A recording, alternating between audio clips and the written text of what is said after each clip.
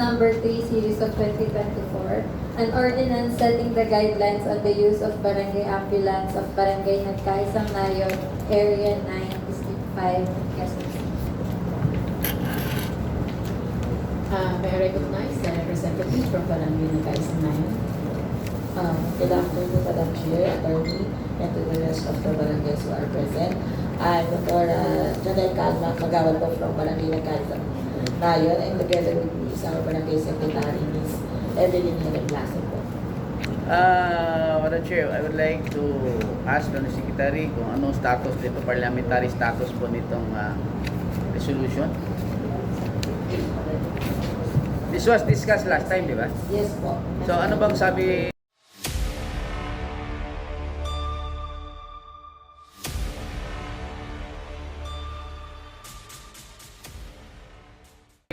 namin? This was initially presented as a resolution. However, it was recommended na instead of a resolution, you make it into an ordinance because this will be a permanent yun So, po yung sabi po. ayun sa ambulance po ito, no? Yes po. Okay. So naalala ko na yung ambulansa niya na maraming gumagamit. Na? Kaya kailangan may scheduling. Yes po, kailangan pong ma-regulate yung paggamit po Okay mo. ng ambulance. Okay, sige po. Ano ba yung binago rito? Wala. Wala po, attorney. Just the, instead of resolution, pinagawa pong ordinance po. Okay. But the content po is still the same po. Hmm. 1 minute recess, Madam Chair. Dali lang po ha. Meeting recess.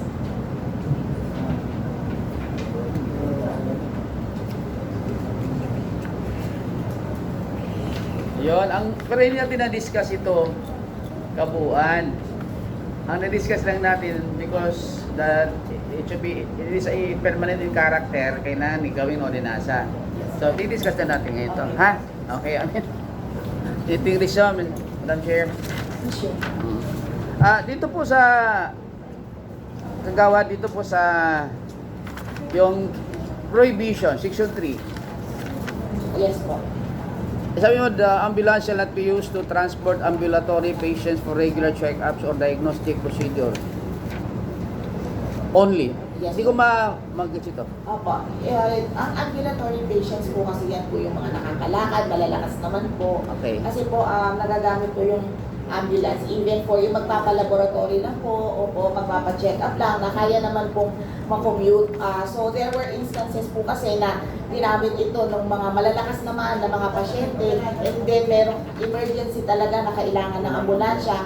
Biglang hindi po magagamit yung ambulansya para po doon sa totoong nangangailangan. Dahil nga po nakalabas na, dahil po sinamahan ang pasyente na, pasyente naman po talaga kasi magpapa-check up. Pero po kasi, malakas naman, pwede naman po mag-commute. Magpapalaboratory lang naman po, magpapakuha lang ng dugo, nag-ambulansya pa po. So, that's why it was included po sa prohibitions po. Did you consider yung mga senior citizen na hindi na makakalakad? Nakalagay po dito, nandito naman po attorney sa general guidelines po na kapag ka po non-ambulatory, meaning included na po, hindi na po namin siya in-specify kung senior po siya or hindi senior. Basta po yung nahihirapan po sa paglalakad or sa pag-ambulate, nasa number, naman po, 7 naman po. Kaya nga, wala ho nakalagay na specification kung siya ay senior citizen. Di po ba? So, kasi senior citizen ako, kaya concerned ako doon eh. Yes po. Kasi ang prohibition mo, basta nakakalakad, hindi pwedeng gumamit. Yes po.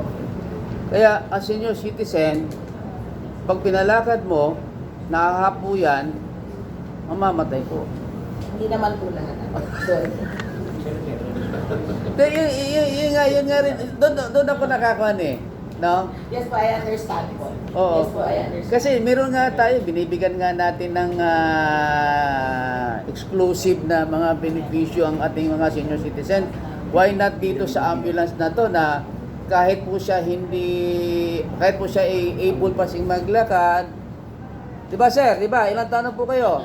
73 po. Oh, yan, 73 pero tinan mo, one. Pero Thank you, attorney. di ba?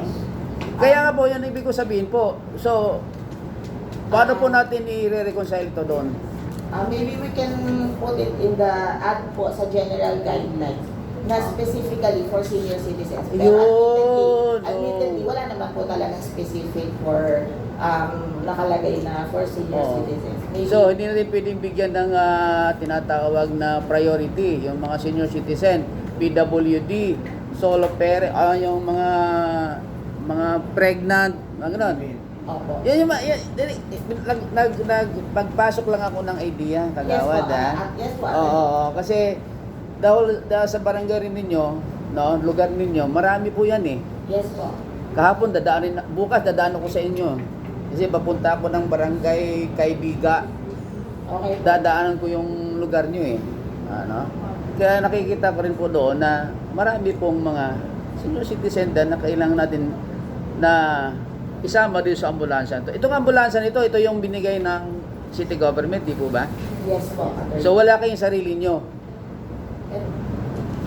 Green.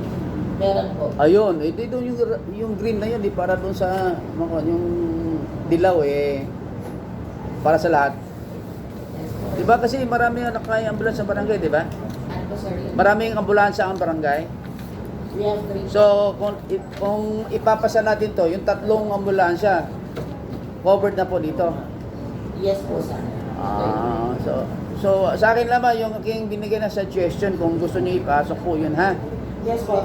Noted po. Okay, dito naman sa prohibition, huwag niyo lagyan ng only. Stop na po kayo doon sa diagnostic procedure. Madam Secretary, kasi naiiba ang interpretasyon eh. Tigil na kayo doon, tanggalin yung only, ha? Okay. Yes po. Ambulansya ba ng barangay ginagamit ba ng pag naliligo sa dagat? Kasi sabi dito, shall not be used for recreation or for personal use. Diba? Pirano kong barangay, minahuli ng barangay, di ba? Hindi, Yung dilaw, ginamit ng pamunta Laguna. Wala namang pasyente. Emergency daw yung maligo sila. May malunod. Kaya nga, alam mo ho nyo yung mga barangay, maganda ito eh. 1 minute recess, Madam Chair. 1 minute recess. Maganda to, kagawad. Bawas boto to eh. Di ba? Actually, maganda nga yung ni Doktora. Kaso nga lang, yung mga maiksi ang pangunawa, isipin nila, binibigyan nyo ng preference lang ito. Talagang madamot kayo. Diba? Tapos sasabihin, yan ay bigay ng Quezon City Government para sa lahat yan. Bakit hindi nyo pagagamit? Lalo na pag nasa hospital, tapos uwi na, magaling na. Walang pambayad ng taxi. No? May ambulansya naman ng barangay. Kikapitan tayo, humingi na. Di ba? So, yung mga... Pwede kasi meron insidente na pasyente na kailangan i-travel ng ambulansya, hindi ka pwedeng private. Oo. Tulad ng ambulansya, needed oxygen. Kaya ang Quezon City DRL mo, 122, kailangan ng ambulansya mo, parating may oxygen. Yun nga, yung 122 pag tumawag, bahala na kung anong klase yung ita-transport, di ba? Nire-require ang barangay, di ba? Pag tumawag na, anong ginagawa nyo dyan? Sa area nyo po ito. Oo. So, i-take nung natin yung kagawad, ha? Okay, so, yun lang naman po ang aking comment po dito. So, with that, Madam Chair, I move that we conditionally approve Ordinance number 003, series of 2020, subject to the submission of the corrected version as suggested by this committee. Second. From motion to the second then, Ordinance number 3, series of 2024 of Barangay Nagkaisang Nayon was conditionally passed in review subject to the submission of the corporate person. Okay.